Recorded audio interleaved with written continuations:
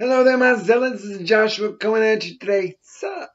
So, my good friend Aaron asks a question. He's like, he wants to know what's up with the whole feet washing stuff. Okay, and what he's talking about is in the Bible. There are specifically two scenes, especially in the New Testament. One is with Jesus Christ, and he's washing the disciples.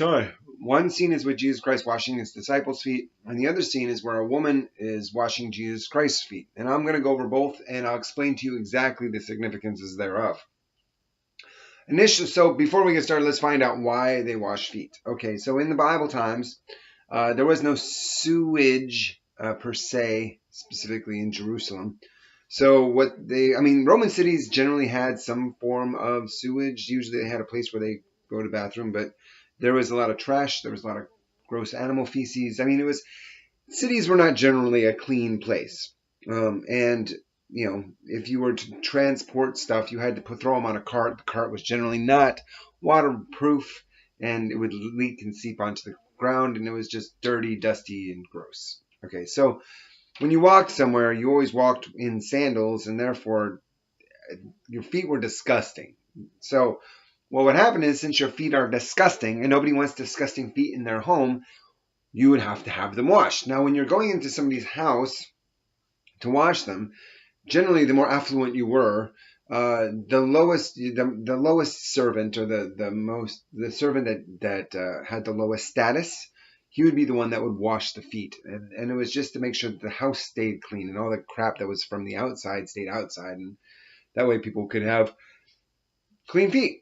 Not only that, is that from the biblical perspective, feet were representative of a person's thoughts. And so if you washed your feet, it means that you had a renewed mind. That means that you were controlling what was going into your brain and what was coming out. You basically were it was a symbolism of your righteous thinking. Now, so when Jesus Christ goes to wash the disciples' feet, he's basically showing them via example, saying, I am. He also is quoted as saying, he that is the greatest servant shall be the greatest. He who is the greatest servant shall be the greatest leader. So basically, if you want to be in a position of authority in the scriptures, you have to be willing to submit, not submit in authority, but serve those that are in submission to you. You have to be able to serve those that are in submission to you. And what does it mean to serve? It means do what is beneficial for them. All right, do whatever is necessary for their benefit. And so Jesus Christ washed his disciples' feet to show that he was in a submissive position of authority. Now, however, the other situation is where the woman is washing Jesus Christ's feet. And it's a really interesting look at it, because what she does is, there's a couple of Orientalisms that are lost here.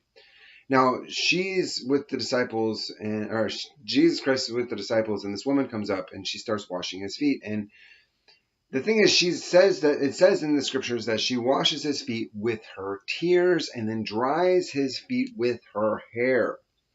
Now, that just seems weird, but there's no significance. We don't understand why that's significant. Well, there's a huge significance in the scriptures. So, according to the scriptures, a woman's hair is her glory. And only a woman's husband is supposed to see her hair. And the reason is because a woman's authority is her husband. And we see this in 1 Corinthians chapter 11, where it says that if a woman, only those that are in authority over the woman are allowed to see her hair. And that would be the husband, or the woman's husband. However, if we look in Corinthians chapter 11, it says that the head of the husband is Christ. So therefore, she acknowledges that Jesus Christ is the Messiah. So therefore, she is showing her hair as a symbol of submission to that authority structure. Jesus Christ, the husband, and then her. So she's drying his feet with her hair. And this is also to show how pure his thoughts are. Now, before she dries his hair, she has to dries his feet with her hair. She has to wash his feet. And it says that she washes his feet with her tears. So was she sobbing all over his feet? No, she's not sobbing all over his feet. So what happens is that in the Jewish customs, the women, whenever they would cry, they would store their tears in a bottle. And then at the resurrection, they would present their bottle to God, or the Messiah, Oh, sorry. Present, and then they get rewarded for all the sorrow that they've dealt with. But she is using these tear bottles as showing Jesus Christ that this is what I have saved up in store for my resurrection, and I am pouring it out on your feet to wash your feet, so that you know that I believe with all my heart that you are the Messiah, the one that is going to repay me for my tears. See what I'm saying? So this is doubly. And not only that, but then she anoints his feet with some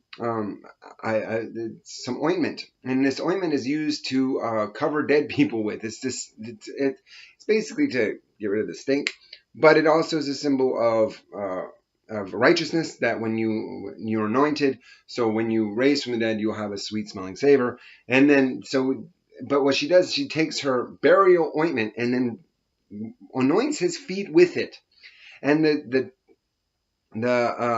disciples start to chastise her for, why are you anointing his feet with that? You could have just sold it to the poor, gotten some money, sold it and gave money to the poor. And Jesus Christ rebukes them, saying, the poor will always be with you, but I am not always with you. And from that point on, it was always going to be a remembrance. So it's really kind of cool how, when you have a full understanding of what these things are and how they work and why they exist, that you get this deeper sense of meaning. Like every act that woman did for Jesus Christ, to wash his feet, to put herself in a submissive position, to do the most gross job that is necessary to be done, and to wash his feet with her tears, to dry his feet with her hair, and then to anoint his feet with her salve. It was basically saying, I am investing every part of my resurrection into you. And for that, she was held in a very high regard. Anyway, I'm Joshua. I hope this blesses you. It's a good video. I'm thank you, Aaron, for bringing it up, and I hope you have a blessed day. I love God because I love virtue, justice, and salvation. Saturdays, Pacific Standard Time, we have the live stream. It's a Bible Slam. Bring your questions, comments, concerns, personal issues, life dramas, whatever. As long as it's biblically related, we will talk about it. Yeah, click the dingy thingy, subscribe, share, like, lightly, barely tap the like button, very gently. You guys have a great day. Bye.